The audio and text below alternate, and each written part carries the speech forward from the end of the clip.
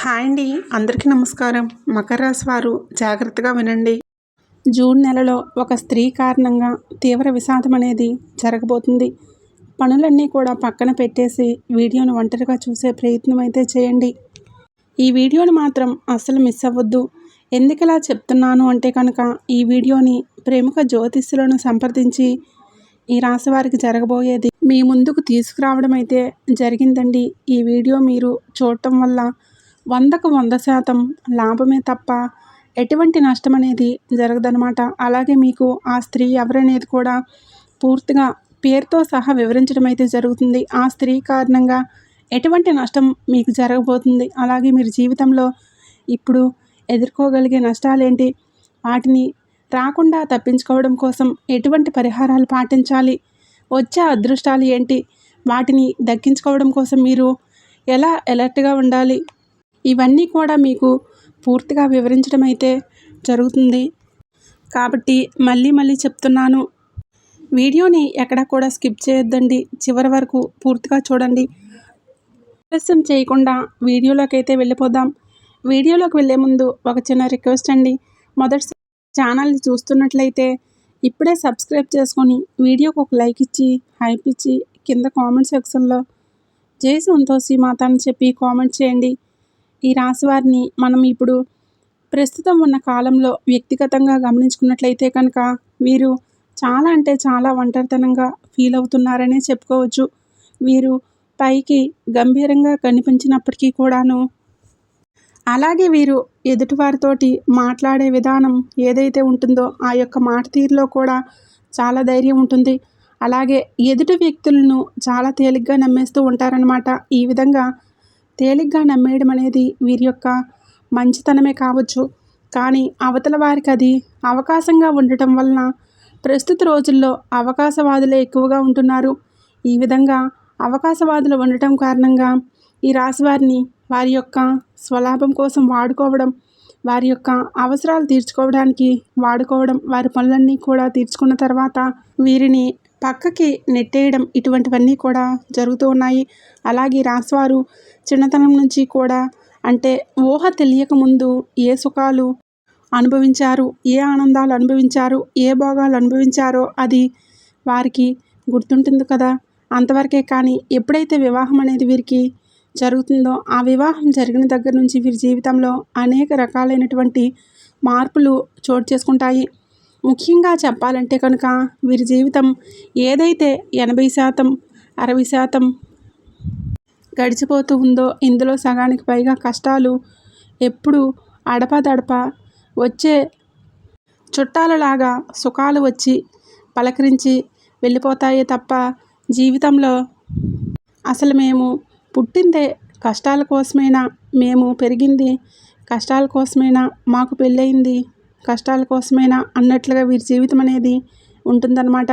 అంటే ఇన్ని కష్టాలు భరిస్తూ కూడా ఒక్కొక్కసారి వీరికే అనిపిస్తూ ఉంటుందన్నమాట, నేను పుట్టింది ఈ కష్టాలన్నీ భరించడం కోసమేనా, నా స్థానంలో మరొకరు ఉంటే కనుక ఎప్పుడో చనిపోయేవారు అని చెప్పి వీరికి ధైర్యం అనేది చాలా ఎక్కువగా ఉంటుంది. మొండితనం అనేది చాలా ఎక్కువగా ఉంటుంది. ఏదైనా ఒక పని చేయాలని చెప్పి నిర్ణయించుకున్నప్పుడు ఆ పని పూర్తయ్యేంత వరకు కూడా పట్టు వదలని విక్రమార్కుడిలాగా ఆ పని కోసం అహర్నిశలు కూడా కష్టపడతారు. ఎంత దూరమైనా కానీ వెళ్తారు. చివరికి ఆ పని ముగిసేంత వరకు కూడా నిద్రపోరన్నమాట. అంత పట్టుదల కలిగిన వ్యక్తులు అంటే కష్టాలు ఉన్నవారికి మానసికంగా కొంచెం కృంగిపోయే మనస్తత్వం ఉంటుంది. కానీ వీరు అలా కాదు. మానసికంగా ఎన్ని కష్టాలు వచ్చినా కూడా నిలదొక్కుకోగలిగే మనస్తత్వం వీరికి ఉంటుంది. అలాగే మనోధైర్యం కూడా వీరికి ఎక్కువ. ఎవరిని చూసి భయపడరు. ఎదుటివారితో ఏదైనా కానీ మాట్లాడాలి అని వారి మనసులో అనిపించినప్పుడు ఆ మాట వెనుకాడకుండా అడగగలిగేటటువంటి ధైర్యం అనేది వీరికి ఉంటుందన్నమాట. ఇలా ఈ రాశివారి యొక్క ఆడవారి గురించి మనం మాట్లాడుకున్నట్లయితే కనుక ఆడవారి యొక్క భర్తలతోటి కష్టాలు అనేవి ఉండవు. ఇలా అని చెప్పి అందరూ కష్టపడుతున్నారంటే అందరూ కష్టపడుతున్నారని చెప్పి నేను చెప్పనండి. 100లో 80% మంది మాత్రం కష్టపడుతున్నారు. ఆ 20% మంది ఏదో అలా వారి యొక్క జీవితాన్ని, అంటే గుడ్డు కంటే మెల్లనయమని చెప్పి అంటారు కదండి. అలా వారి జీవితాలు అలా నెట్టుకుంటూ వెళ్ళిపోతున్నారు. కానీ ఈ యొక్క 80% మంది స్త్రీలు మాత్రం భర్తల వలన చాలా రకాలుగా మానసికంగా, శారీరకంగా, డబ్బు పరంగా, ఆస్తిపరంగా, నలుగురిలో విలువ పరంగా, మర్యాద పరంగా, సంఘంలో గౌరవం పరంగా, అన్నిటి పరంగా కూడా నష్టపోతున్నారనే చెప్పుకోవచ్చు. ఆల్రెడీ నష్టపోయిన వాళ్ళు కూడా ఉన్నారని చెప్పుకోవచ్చు. కానీ వీరు మా భర్త మంచిగా ఉండాలి అంటే వీరి యొక్క భర్తకి ఏదైనా మద్యపానం సేవించే అలవాట్లు ఉండటం, అలాగే భార్యను అనుమానంతో హింసించడం, అలాగే పిల్లల్ని సరిగ్గా పట్టించుకోకపోవటం, పిల్లలకి భార్యకు చిన్న చిన్న కోరికలు ఏవైతే ఉంటాయో ఆ కోరికలు నెరవేర్చకుండా ఉండటం, మానసికంగా మాటలతోటి వారిని టార్చర్ చేయడం, అవసరమైతే వారి మీద చెయ్యి చేసుకునైనా కానీ ఇంట్లో మనశ్శాంతి లేకుండా చేయటం, ఇలా చేస్తూ ఉంటారనమాట. అదే మగవాళ్ళని చూసుకున్నట్లయితే ఇటు ఆడవాళ్ళు కూడా వీరు చెప్పినట్లుగా వినకపోవటం, వీరికి వ్యతిరేకంగా ప్రవర్తించడం, వీరు వద్దు అన్న పని చేస్తూ వెళ్ళటం, ఇలా కొంచెం వీరి యొక్క జీవిత భాగస్వామి వలన చాలా డిస్టర్బెన్స్ అనేవి ఎక్కువగా ఫేస్ చేస్తూ ఉంటారనమాట. ఇలా విడిపోయిన వారు కూడా దాదాపుగా 40% మంది విడిపోయిన జంటలు ఉంటారు. మరి కొంతమంది తప్పదు కదా, మా జీవితాలని ఇలా నెట్టుకుంటూ వెళ్ళాలి కదని చెప్పి అలా ఏదో కానిచ్చేటటువంటి ఆ యొక్క జీవితాలు అనేవి కొన్ని ఉంటాయండి. అలా ఉంటాయన్నమాట. ఏది ఏమైనప్పటికీ కూడాను మిగతా రాసుల వారితో పోల్చుకుంటే కనుక ఈ రాశి వారికి కష్టాలు ఎక్కువే, కన్నీళ్ళు ఎక్కువే, అవమానాలు ఎక్కువ, నలుగురిలో గౌరవం తక్కువ. అలా అని చెప్పి వీరు ఏదైనా తప్పులు చేశారా, పాపాలు చేశారా అనుకుంటే అలా ఏమీ లేదండి. అన్నింటికీ కూడా ఎదుటి వ్యక్తిని గుడ్డిగా నమ్మేసేయడం, నా వాళ్ళే కదా, నా వాళ్ళు నాకు అన్యాయం చేయరు, నా వాళ్ళు నన్ను మోసం చేయరు అని చెప్పి నమ్మటం, లేదంటే మగవారైతే భార్యను నమ్మటం, ఇటు ఆడవారైతే పిల్లల్ని నమ్మడం, అంటే ఉన్న రూపాయి కూడా దాచుకోకుండా పిల్లల యొక్క అభివృద్ధి కోసం, అంటే నేను పడిన కష్టాలు నా బిడ్డలు పడకూడదు, నేను పడిన బాధలు నా పిల్లలు అనుభవించకూడదు అన్న ఉద్దేశంతో ఏదైనా ఒక రూపాయి, అర్ధ రూపాయి దాచుకున్నా కూడా అది పిల్లల కోసమే వాడేయటం, రేపటి రోజున వాళ్ళ యొక్క అవసరాలన్నీ తీర్చుకొని పిల్లలు కూడా వీరికి వ్యతిరేకంగా ప్రవర్తించడం, మాకు నువ్వేదన్నా ఎక్స్ట్రాగా పెట్టావా, మమ్మల్ని కన్నప్పుడు చేసినప్పుడు మమ్మల్ని చూసే బాధ్యత నీకు లేదా, ఆ ఇది కూడా లేకుండా ఉన్నప్పుడు మమ్మల్ని కనడం దేనికి అని చెప్పి ప్రశ్నించే పిల్లలు కూడా వీరి యొక్క జీవితంలో ఉంటారనమాట. అంటే ఇటు చుట్టూ అన్ని రకాలుగా చూసుకున్నా కూడా ఎటు నుంచి కూడా వీరికి సంతోషం అనేది ఉండదు.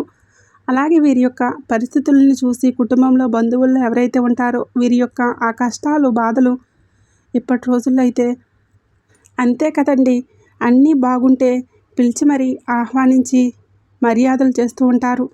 భర్తలో తేడా వచ్చినట్లు, పిల్లల్లో తేడా వచ్చినా ఇటు, ఆరోగ్యంలో తేడా వచ్చినా ఇటు, ఆరోగ్యంలో తేడా వచ్చినా ఇటు, డబ్బు సరిగ్గా లేకపోయినా కానీ అవతల వారికి చులకన అయిపోతారనమాట ఆ వ్యక్తులు. అలాగే వీరిని కూడా కొంచెం చిన్నతనంగా చూస్తూ ఉండటం, ఇటువంటివన్నీ కూడా జరుగుతూ ఉంటాయన్నమాట. ఈ విధంగా చూసే క్రమంలోనే ఒక స్త్రీ అయితే వీరిని టార్గెట్ చేసిందని చెప్పవచ్చు. ఏ విధమైనటువంటి స్త్రీ అంటే రక్త సంబంధమా, లేదంటే బయటవారా అని చెప్పి అనుకుంటే కనుక ఆ స్త్రీ రక్త సంబంధం అయితే కాదండి, బయటి వ్యక్తులు అనమాట. ఈ స్త్రీ ఏమవుతుందంటే కనుక తన ముందు మంచిగా మాట్లాడుతూ, ఒక్కొక్కసారి తన ముందు మనసుకు నొచ్చుకునే విధంగా మాట్లాడుతూ అవతల వారికి తన మీద లేనిపోని చాడీలు చెప్పి వీరి యొక్క బంధుత్వాలు, రక్త సంబంధాలు ఏవైతే ఉన్నాయో వారందరి మధ్య కూడా వీరి మీద లేనిపోని మాటలు చెప్పుకుంటూ వారి యొక్క జీవితాల్లో ఒకరి మధ్య ఒకరికి సంబంధాలు లేకుండా ఎక్కడికక్కడ విడదీయాలని చెప్పి చూడటం, అలాగే నలుగురు ఒక ఫ్యామిలీ గ్యాదరింగ్ అంటే ఏదన్నా కుటుంబంలో కూడా చిన్న చిన్న పేరెంటమో లేదంటే చిన్న చిన్న ఫంక్షన్ వచ్చిందంటే 10 మంది ఒక చోట ఉన్నప్పుడు ఆ 10 మంది ముందు ఈ రాశి వారిని ఎలా హేళన చేయాలా, ఎలా అవమానపరచాలా, ఏ మాట అంటే వారు చిన్నబుచ్చుకుంటారు, ఏ మాట అంటే వారు బాధపడతారు అని చెప్పి వారు ఆ మాటలు వెతికి పట్టుకొని ముందుగానే నలుగురిలో పరువు తీసే ప్రయత్నం అయితే చేయటం ఈ రాశి వారికి ఒక రకంగా చెప్పాలంటే పైకి ఎంత గంభీరంగా మాట్లాడినప్పటికీ కూడా ఎలా మాట్లాడాలో, ఎవరితో ఎలా మాట్లాడాలో, ఎవరితో ఏ విధంగా ప్రవర్తించాలో ఇప్పుడున్నటువంటి సమాజంలో ఈ అప్డేట్ అయిన జనరేషన్లో ఎవరి మనసులో ఉంచుకొని ఏ విధమైన ప్రవర్తన మన ముందు చూపిస్తున్నారో ఇదేది కూడా అసలు వారికి పూర్తిగా అవగాహన లేకపోవడం వల్ల, అంటే అమాయకులుగా ఉండటం వల్ల ఎదుటివారు వీరి యొక్క జీవితంలోకి చొరబడి వీరిని ఎక్కువ ఇబ్బంది పెట్టే అవకాశం అయితే ఇప్పుడు ప్రస్తుతం ఉంటుందన్నమాట. అందులో ఆ స్త్రీ అయితే మాత్రం ప్రముఖ పాత్ర పోషిస్తూ ఉంటుందన్నమాట. ఈ స్త్రీ కారణంగా మానసికంగా, కుటుంబ పరంగా, అలాగే డబ్బు పరంగా కూడా కొంచెం నష్టపోయే అవకాశం అయితే కనిపిస్తుంది. చివరకు వీటన్నింటికీ కూడా కారణం ఆ స్త్రీనే. నా జీవితంలో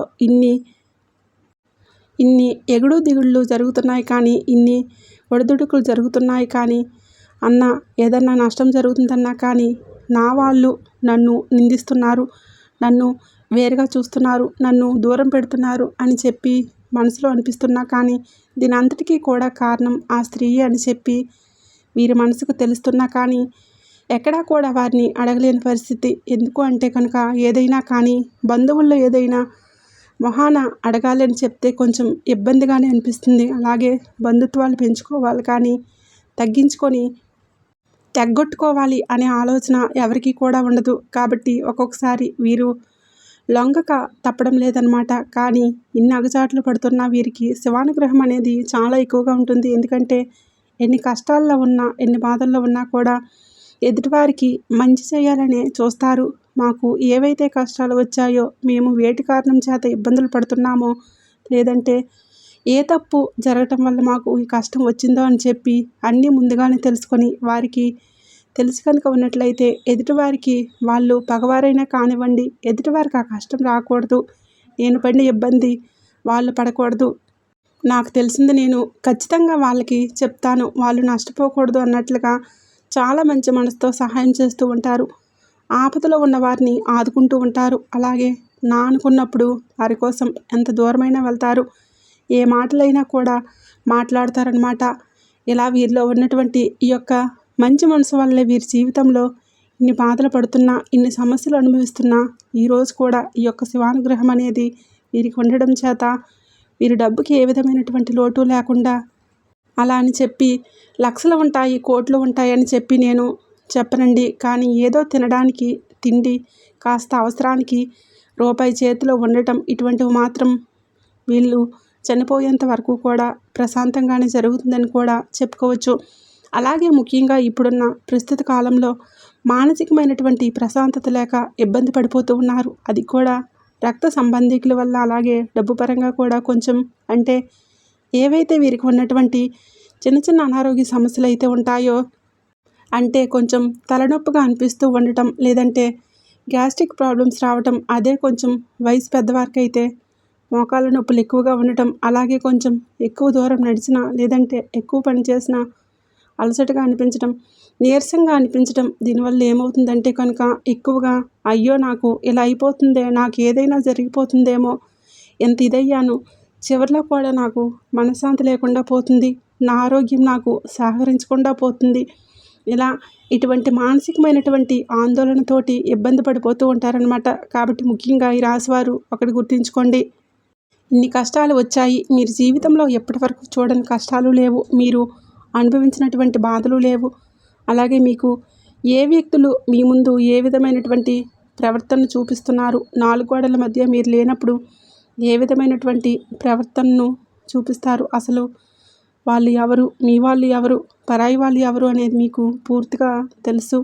మీ అనుకున్న వాళ్ళు మీ నుంచి పూర్తిగా దూరం అయిపోవడం, మీతో మాట్లాడకుండా ఉండటం, అలాగే మిమ్మల్ని ఇబ్బందులు పెడుతూ ఉండటం, మాటలతోటి మిమ్మల్ని చిత్రహింసలు చేయటం, ఇటువంటి వాటిని అన్నింటినీ కూడా మీరు భరించారు. ఇప్పుడు ప్రస్తుతం ఏదైతే ఈ జూన్ నెల ఏదైతే ఉందో, ఈ నెలలో మాత్రం మీరు మీ మనసుతో ఒకటే ఆలోచించుకోవాలి, పడ్డంతకాలం పడ్డాను, ఎన్నో కష్టాలు అనుభవించాను, ఎవరు ఎటువంటి వారో పూర్తిగా నాకు తెలిసిపోయింది. ఎప్పటి నుంచి అయినా కానీ నా సంతోషం నేనే చూసుకోవాలి, టైంకి తినాలి, టైంకి పడుకోవాలి, ఎక్కువగా దేని గురించి ఆలోచించకూడదు, దేని గురించి ఎక్కువగా పట్టించుకోకూడదు, నా ఒంటిని నేనే శ్రమ పెట్టుకోకూడదు, ఎవరి కోసమో కూడా నేను శ్రమ పడకూడదు, మొహమాట పడకూడదు అని చెప్పి వీరికి వీరే తెలుసుకొని టైంకి తినడం, టైంకి నిద్రపోవడం, ఎక్కువగా దేని గురించి అతిగా ఆలోచించకుండా ఉండటం, ఎక్కడ మాటలు అక్కడే వదిలేసేయడం, మనసులో ఏదీ లేకుండా మనసును చక్కగా ఏకాంతంగా ఉంచుకోవడం, ఇటువంటివన్నీ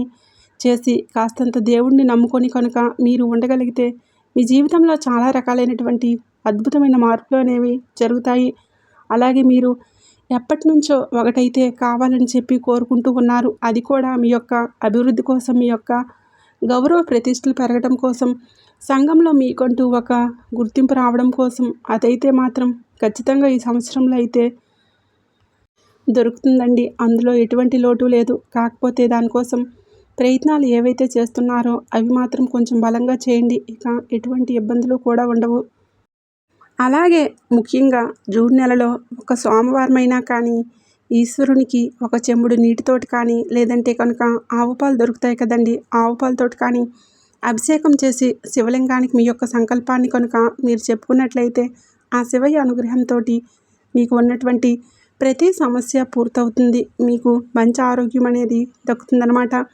అలాగే ఎప్పుడైనా కానీ ఒక శనివారం రోజు ఆంజనేయ స్వామి గుడికి వెళ్ళి ఆంజనేయ స్వామి గుడి చుట్టూ 5 ప్రదక్షిణలు చేసి స్వామివారి యొక్క పాదాల దగ్గర సింధూరాన్ని నుదుటిని ధరించి స్వామివారికి తమలపాకుల మాలను సమర్పించి అక్కడ దేవాలయం ప్రాంగణంలో ఎవరికైనా కానీ పలహారాన్ని పంచిపెట్టినట్లయితే కనుక మీకున్నటువంటి అప్పుల సమస్యలు, ఆర్థిక ఇబ్బందులు అనేవి తొలగిపోతాయన్నమాట. అలాగే గురువారం రోజు ఖచ్చితంగా బాబా గారి యొక్క దేవాలయంలో దుని ఉంటుంది కదండి, ఆ దునిలో మనకి బయట కొబ్బరికాయలు అమ్ముతారు.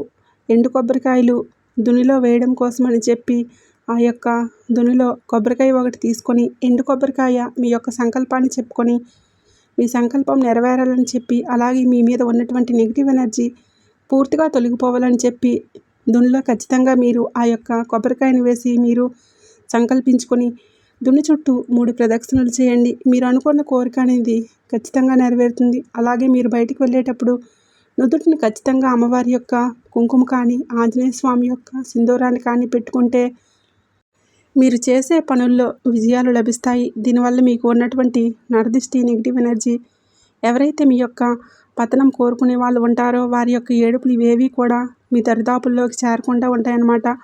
అలాగే ప్రతి అమావాస్య రోజు రాళ్ళ ఉప్పుతోటి లేదంటే ఎర్రనీళ్ళతోటి దిష్టి తీసేసుకునే ప్రయత్నం అయితే చేయండి. అలాగే గురువారం రోజు కానీ లేదంటే బుధవారం రోజు కానీ రావి చెట్టు, వేప చెట్టు కలిసి ఉన్న దగ్గర ఒక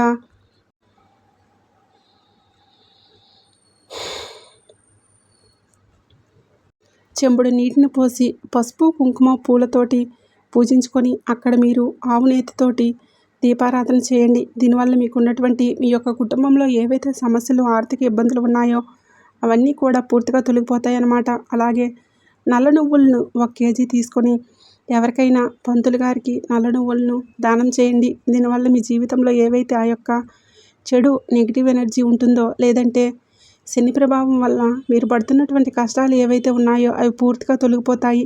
రాహు కేతు దోషాలు కూడా పూర్తిగా తొలగిపోతాయి. కాబట్టి ఇది ఖచ్చితంగా చేసుకోండి.